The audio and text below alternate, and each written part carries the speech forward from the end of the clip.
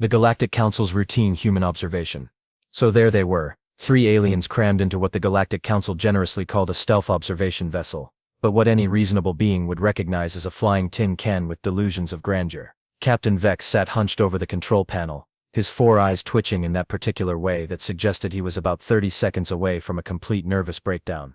Again, remind me why we're doing this, he muttered, adjusting the ship's position for the 15th time in the last hour. Remind me why the Council thinks it's a good idea to spy on humans when literally every species in the galaxy has agreed that humans are basically walking natural disasters. Dr. Luna, who had spent the better part of 3 decades studying xenobiology, and was absolutely convinced she knew everything about everything, waved a dismissive tentacle. Oh please Vex. The reports are obviously exaggerated. No species could possibly be as unpredictable as the rumors suggest. It's scientifically impossible. From his corner, Pip looked up from his array of monitoring equipment with the kind of enthusiasm that only came from being young, inexperienced and completely oblivious to the concept of mortal danger. But Dr. Luna, what about the incident on Proxima 7, where they turned a whole moon into a nature preserve? Or the thing on Kepler 186, where they taught the local acid rain clouds to dance? Isolated incidents. Luna replied with the confidence of someone who had never actually met a human. Statistical outliers. Once we observe them in their natural habitat, you'll see they're just another carbon-based lifeform with delusions of competence. Captain Vex made a sound that was somewhere between a groan and the noise a dying star makes when it realizes it's about to go supernova. Their natural habitat. Right, the place where they decided to build a colony next to creatures that the local ecosystem had specifically evolved to kill everything else. Because that's what sane species do. The planet below them, Kepler 442b, rotated peacefully in the void, completely unaware that it was home to the galaxy's most notorious problem solvers. The human colony sprawled across the northern continent like someone had taken a perfectly reasonable planetary development plan and thrown it in a blender with pure chaos, and somehow made it work. Look at it this way, Pip said, practically bouncing in his seat. We're making galactic history here. First detailed observation of humans in their natural environment. The Council's been wanting this data for years. The Council, Vex said darkly, has also been wanting to know whether humans are planning to accidentally conquer the galaxy, or just accidentally destroy it. There's a difference. And frankly, I'm not sure which option terrifies me more. Dr. Luna huffed. You're both being dramatic. They're just another species, admittedly one with a concerning tendency toward chaos, but still bound by the same biological and psychological principles as everyone else. Watch and learn, gentlemen. Science will prevail. And that, as any reasonable observer might have predicted, was exactly when everything started going completely and utterly wrong. Human encounters apex predator. The first sign of trouble came when Pip's monitoring equipment started making noises that sounded suspiciously like a mechanical seizure. Captain? I'm picking up movement in Sector 7. Big movement. Like really big movement. Define big, Vex said, though his tone suggested he really didn't want to know. Well, remember those razor claws the planetary survey mentioned? The ones that are supposedly extinct because they're too aggressive to coexist with anything including each other. Dr. Luna perked up. Ah yes, fascinating creatures. Apex predators with retractable claws that can slice through titanium, acidic saliva, and a bite force that could crush a small starship. Perfectly evolved killing machines. What about them? One of them is currently bleeding all over the human industrial complex. There was a moment of silence that stretched just long enough for everyone to contemplate the impending carnage. Then Captain Vex did what any reasonable military commander would do in this situation. He started hyperventilating.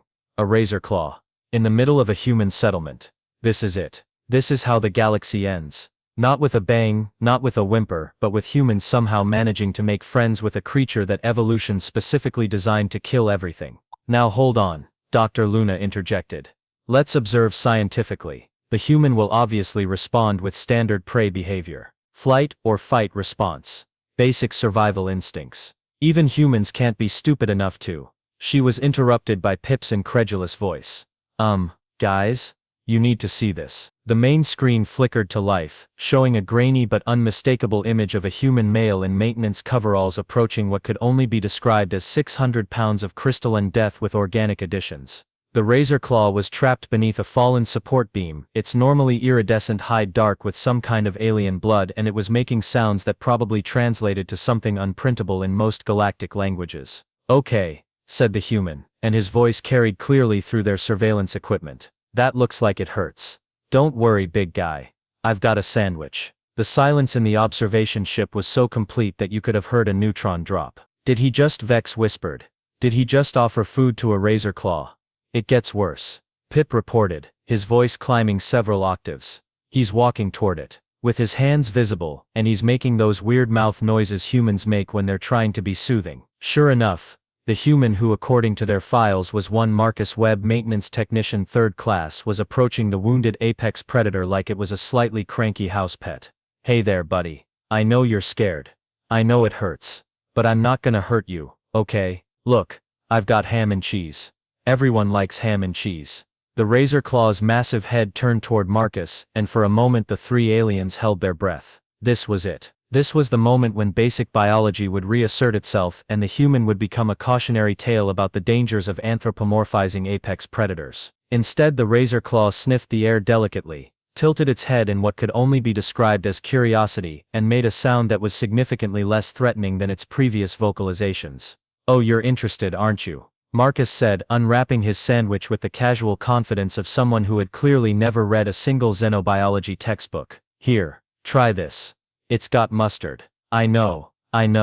Mustard's an acquired taste, but trust me on this one." Dr. Luna's worldview was cracking like an eggshell. "This is impossible. Apex predators don't just stop being apex predators because someone offers them lunch." "And yet," Pip said, unable to look away from the screen, "that's exactly what's happening." The impossible friendship forms what happened next, would later be classified by the Galactic Council as either the most beautiful example of interspecies communication in recorded history, or the most terrifying display of human insanity ever documented, depending on who you asked, and how much they'd had to drink. Marcus spent the next 4 hours methodically freeing the razor claw from the debris, talking to it the entire time like he was narrating a home improvement show. "Okay, so we're gonna lift this beam nice and slow. I know it's gonna hurt a bit when we move your leg, but we need to get you out of there. You with me, buddy?" The razor claw, who apparently had decided that Marcus was either not a threat or possibly the world's most ineffective predator, responded with a series of chirps and growls that sounded increasingly conversational. "Did it just?" Dr. Luna stared at the screen in horror. "Did it just answer him?" "I think it did," Pip whispered. "I think they're having a conversation." By day 2, Marcus had constructed what could generously be called a shelter, but what any reasonable architect would describe as a pile of metal sheets held together by optimism and questionable engineering decisions. The razor claw had taken up residence inside and was allowing Marcus to change its bandages twice daily. "He named it," Captain Vex announced, his voice hollow with despair. "He actually named it. He's calling it Buddy." "Buddy," Dr. Luna repeated, as if saying the name out loud might somehow make it make sense. He named an apex predator Buddy. The situation deteriorated further when Marcus started bringing not just sandwiches but actual meals. Hot meals, cooked meals, meals that he had clearly spent time preparing specifically for a creature that should have eaten him on day 1. "Look at this," Marcus was saying, offering what appeared to be some kind of stew to the now alert razor claw. "I wasn't sure what you'd like, so I made a kind of meat and vegetable thing. I figured, you're obviously a carnivore, but maybe you need some nutrients that aren't just raw protein, you know, like a balanced diet." "Buddy," because apparently that's what they were calling the 600-pound death machine, now sniffed the offering delicately, then began eating with what could only be described as enthusiasm. "He's meal planning for it," Pip observed, his voice climbing toward hysteria. "He's doing nutritional research for an apex predator." By day 5, the situation had progressed beyond any reasonable biological explanation and entered what Dr. Luna was beginning to suspect might be actual magic. Buddy was following Marcus around the industrial complex, like an enormous crystalline puppy. When Marcus sat down for his lunch break, Buddy would settle beside him with a contented rumble. When Marcus went back to work, Buddy would find a nearby spot to observe, occasionally making encouraging noises when Marcus completed a particularly challenging repair. "It's helping him," Dr. Luna said faintly. "It's actually helping him work. It held a wrench in its mouth yesterday while he fixed a coolant leak." "This violates everything we know about predator behavior," Captain Vex muttered. "Everything. Apex predators don't form social bonds with other species. They don't learn tool use from alien species. They certainly don't develop emotional attachments to creatures they should be eating." "Maybe," Pip suggested hesitantly, "maybe we don't know as much about predator behavior as we thought." The breaking point came on day 7 when Marcus introduced Buddy to the concept of fetch. He threw a piece of scrap metal across the compound, and Buddy, with obvious delight, bounded after it like a creature that had never heard of dignity or evolutionary pressure. "It's playing," Dr. Luna whispered. An apex predator is playing fetch. And it's good at it, Pip added. Look how carefully it's carrying that metal back. It doesn't want to damage it with its teeth. Marcus scratched behind what might have been Buddy's ears, if razor claws had ears, and the massive creature made a sound that was unmistakably purring. That's it, Captain Vex announced. I'm filing the report. Subject: humans have somehow developed the ability to domesticate apex predators through the power of sandwiches and basic kindness. Recommendation: we should probably all just hide behind the galactic rim and hope they don't notice us. The aliens realized the implications. But then, as if the universe had decided that the aliens hadn't suffered enough psychological trauma for 1 week, things got worse. Much worse. The first sign that this was bigger than one maintenance worker and his questionable life choices came when other colonists started showing up at Marcus's worksite. Not to evacuate the area or call for emergency containment, but to casually drop by and see how things were going. "Hey Marcus," called out a woman in agricultural coveralls, completely ignoring the fact that she was within 20 feet of a creature that could disassemble her at the molecular level. "How's Buddy doing? Is his leg healing up okay?" "Oh hey Clara," Marcus replied, giving Buddy another affectionate scratch. "Yeah, he's doing great. Appetite's back to normal, he's moving around without limping. I think he'll be ready to go back to the wild soon, but honestly I'm not sure he wants to." Clara nodded like this was the most reasonable conversation in the galaxy. They never do want to leave, once you've shown them kindness. Remember when you befriended that swarm of acid-spitting beetles last month? Took forever to convince them to move back to their nest. The silence in the observation ship was so profound that it had developed its own gravitational field. Did she just? Pip's voice cracked like he was going through puberty again. Did she just refer to other incidents, multiple incidents? Dr. Luna was making small whimpering sounds. Acid-spitting beetles. He befriended acid-spitting beetles. Those things dissolve metal for fun. Wait, there's more. Clara was continuing, apparently oblivious to the fact that she was systematically destroying several centuries of xenobiological research. "My neighbor Tom has been working with those crystal mantises near the eastern ridge. Got 3 of them helping with his mining operation now. They're actually really good at precision cutting, and they love those little energy crackers he makes." "Crystal mantises," Captain Vex repeated numbly. "The ones with razor-sharp limbs that can slice through diamond plating. And then there's the whole Johnson family situation." Another colonist had joined the conversation, a man in engineering gear who was casually leaning against a support beam, while Buddy watched him with what could only be described as polite interest. "They've got that pack of shadow wolves helping with perimeter patrol. The wolves seem to really enjoy having a purpose, and the Johnsons haven't had any trouble with cargo thieves since." "Shadow wolves," Dr. Luna whispered. "Shadow wolves are pack hunters that can phase through solid matter and hunt by scent across dimensional barriers. Oh, and don't get me started on what happened at the school last week." Clara laughed. "One of those tunnel serpents got lost and ended up in the playground. Instead of evacuating, the kids started a petting zoo. Now it shows up every Tuesday for story time." Pip was frantically pulling up his database files. Tunnel serpents. Tunnel serpents are 40-foot-long subterranean predators with neurotoxic venom and the ability to burrow through solid rock at high speed. "Story time," Captain Vex repeated. "Children, having story time. With a tunnel serpent." The conversation below continued in this casual world-ending fashion for another 20 minutes. By the time the colonists wandered off to continue their daily routines, the observation team had compiled a list that read like a xenobiologist's worst nightmare. The Henderson family had apparently adopted a family of void krakens and were using them for deep space salvage operations. The local veterinarian had developed a thriving practice treating species that were supposed to be impossible to approach, let alone medically examine. The colony's children had formed what they called nature clubs that were essentially supervised interaction programs with creatures that most galactic civilizations classified as weapons of mass destruction. "This isn't an isolated incident," Dr. Luna said, her voice hollow with the sound of collapsing scientific paradigms. "This is standard operating procedure. They're doing this everywhere." Pip had been running calculations on his portable computer, and his results were not helping anyone's mental state. According to the colony records, they've successfully established positive relationships with 17 different species of apex predators, 32 varieties of what the galactic database classifies as extremely dangerous fauna, and something called a friendship protocol with the local weather systems. "They befriended the weather?" Captain Vex asked weakly. Apparently the storm clouds here are semi-sentient, and the colonists figured out how to negotiate rainfall schedules. The clouds get to express their artistic vision through lightning displays, and the humans get predictable agricultural seasons. Dr. Luna was staring at the data streams with the expression of someone whose entire professional identity had just been fed through a particle accelerator. Do you understand what this means? Humans aren't just domesticating individual apex predators, they're systematically integrating themselves into ecosystems by befriending everything in them. They're not conquering planets, they're making friends with them. And they don't even realize it's unusual, Captain Vex added, watching Marcus teach Buddy to high five. To them this is just Tuesday.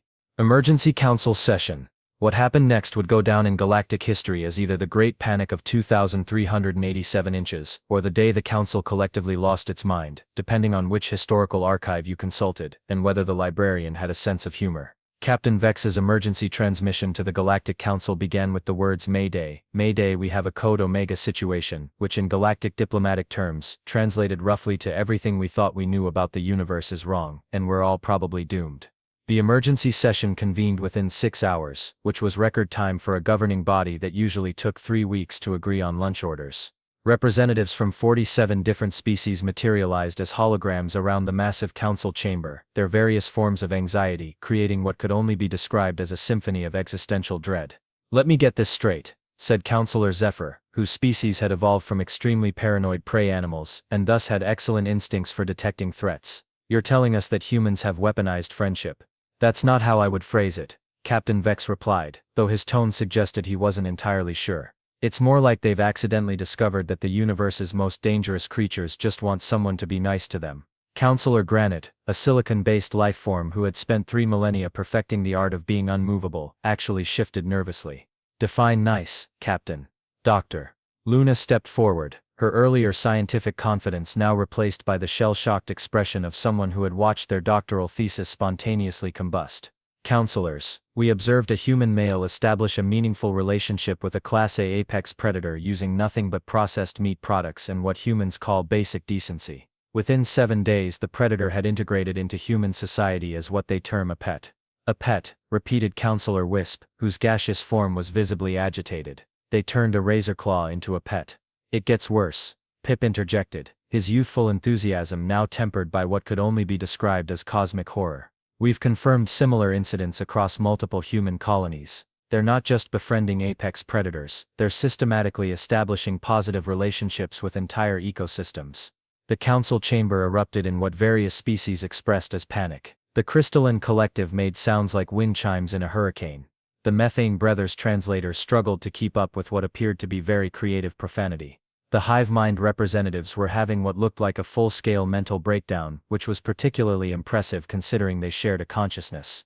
Order, called Prime Counselor Thane, whose species had evolved specifically to mediate disputes between other species, and were therefore excellent at projecting calm authority even when internally screaming. Captain Vex, what are the military implications of this discovery? Captain Vex consulted his notes, though by this point he was fairly certain the universe had stopped making sense entirely. Counselors, we need to consider that humans have essentially created an army of domesticated apex predators. Not intentionally, mind you. They seem to think this is normal behavior. How many? Asked Counselor Zephyr, whose paranoia was now operating at maximum efficiency. Current estimates suggest that human colonies have established positive relationships with over 300 species previously classified as unsurvivable contact scenarios. Dr. Luna's voice had taken on the flat tone of someone reading her own professional obituary. This includes but is not limited to void krakens, which can survive in hard vacuum and have tentacles that can crush battleships, crystal mantises, which can cut through any known material, shadow wolves, which can phase through solid matter and hunt across dimensional boundaries, and something called storm elementals, which are apparently sentient weather patterns that humans have taught to appreciate interpretive dance. The silence that followed was so complete that several species began to wonder if they'd gone deaf. Interpretive dance, Counselor Granite said finally. They taught weather to appreciate art. The reports indicate that human children are particularly effective at this. Pip added, helpfully. Apparently, young humans have an even more developed ability to befriend dangerous creatures. There's an incident report about a school field trip where the children accidentally adopted an entire hive of quantum bees. Quantum bees, Prime Counselor Thane repeated, his professional calm finally beginning to crack. The insects that exist in 17 dimensions simultaneously and can sting you across parallel realities. The children named them, Dr. Luna continued, her voice now completely monotone. They gave them individual names. The bees now help with the school's mathematics curriculum, because apparently interdimensional insects are excellent at teaching advanced calculus. Counselor Wisp's gaseous form was now spinning rapidly, which in their species indicated either deep thought or impending explosion. What do the humans want? What are their demands? Are they building towards some kind of galactic conquest? That's the thing, Captain Vex said, his voice heavy with the weight of impossible truth. They don't want anything. They're not building toward anything. They're just being nice to things because they think it's the right thing to do. Our psychological profiles suggest they genuinely don't understand why this is unusual. We intercepted a transmission, Pip added, pulling up a holographic display. A human child wrote a report for school about her pet tunnel serpent. The conclusion was, and I quote, "I think Slithers was just lonely and needed a friend. Everyone needs friends, even if they're really big and have scary teeth." The council chamber fell silent again, but this time it was the silence of beings contemplating the fundamental nature of existence and finding it completely incomprehensible. So, Prime Counselor Thane said carefully, to summarize, humans have accidentally created the most powerful military force in galactic history, and they did it by being nice to things. And they don't realize they've done it. Correct, Captain Vex confirmed. And their ultimate goal appears to be making friends with everything in the universe. Also correct, including us. The implications of that statement hit the council like a metaphysical freight train. Every representative suddenly realized that if humans ever decided to turn their friendship powers on the galactic community, there was absolutely nothing anyone could do to stop them. Motion to vote, called Counselor Zephyr, his voice high with species-wide panic. All in favor of establishing a minimum safe distance from human space. The vote was unanimous. And so it was that the Galactic Council, in its infinite wisdom and finite courage, established what would become known as the Human Friendship Exclusion Zone, a buffer of approximately 50 light-years around all human-controlled space. The official documentation listed it as a precautionary measure to prevent accidental diplomatic incidents, but the classified files were more honest. Under no circumstances should any member species approach human space, unless they want to risk being aggressively befriended by creatures that could accidentally end civilization. The new policy came with a comprehensive list of warning signs that a species might be exhibiting human-like friendship behaviors, including but not limited to offering food to predators, attempting to pet dangerous wildlife, naming things that didn't previously have names, and showing concern for the emotional well-being of creatures that existed primarily to end other creatures' emotional well-being. Meanwhile, completely oblivious to the fact that he had single-handedly caused the largest shift in galactic policy since the Great Tentacle Accord of 2156, Marcus Webb was having what he considered a perfectly normal conversation with his neighbor Beth while Buddy dozed contentedly in the afternoon sun. "I've been thinking," Marcus said, absent-mindedly scratching behind Buddy's crystalline ear ridges, "about those crystal bears up in the northern mountains." Beth, who was tending to her garden with the help of 3 acid-spitting beetles that she'd trained to aerate the soil, looked up with interest. "The ones that supposedly hibernate in caves made of living diamond." "Yeah, those ones. I was reading about them in the Planetary Survey, and it sounds like they're having trouble with their hibernation cycles because of the mining operations. The noise is keeping them awake, and they're getting cranky." "Cranky crystal bears," Beth mused, directing one of her beetles to a particularly stubborn patch of earth. "That does sound like a problem. What were you thinking?" "Well, I figured maybe I could go up there and talk to them. You know, explain the situation, maybe work out some kind of schedule. The miners could work during the day when the bears are naturally more active, and keep things quiet during their sleep cycles." Beth nodded like this was the most reasonable suggestion in the universe. "That's thoughtful of you. You'll want to bring some of those honey crystals from the market. I heard crystal bears have a sweet tooth." "Good idea. Maybe some of those mineral salts too, the ones that help with digestion. Big creatures like that probably need a lot of minerals to maintain their crystal formations." Buddy opened one massive eye and made a questioning sound. "Oh, you want to come along?" Marcus asked, giving the razor claw an affectionate pat. "I don't see why not. You're good with introductions, and having a local predator vouch for me might help establish trust." Up in orbit, the observation team was packing up their equipment with the kind of careful efficiency that suggested they wanted to be anywhere else in the galaxy as quickly as possible. So Pip said, securing the last of his monitoring devices, "Crystal bears. Crystal bears." Captain Vex confirmed, his voice carrying the resigned tone of someone who had given up trying to understand the universe. "Creatures that are literally made of living diamond, and can apparently hibernate for centuries at a time, and he wants to negotiate with them, Doctor." Luna added, her scientific worldview now so thoroughly demolished that she was considering a career change to something safer, like juggling antimatter. Using honey crystals and mineral salts, Pip continued. And he's bringing Buddy along as a character reference. They watched on the screen as Marcus loaded a backpack with supplies, consulting what appeared to be a handwritten list of things crystal bears might like. Buddy was doing what could only be described as excited bouncing, apparently looking forward to the adventure. You know what the worst part is? Captain Vex said as their ship began its journey away from human space. It's probably going to work. Of course it's going to work. Dr. Luna replied with the flat certainty of someone who had learned to accept the impossible. By next month he'll probably have them helping with geological surveys and teaching the local children about mineral formation. And they'll love him for it.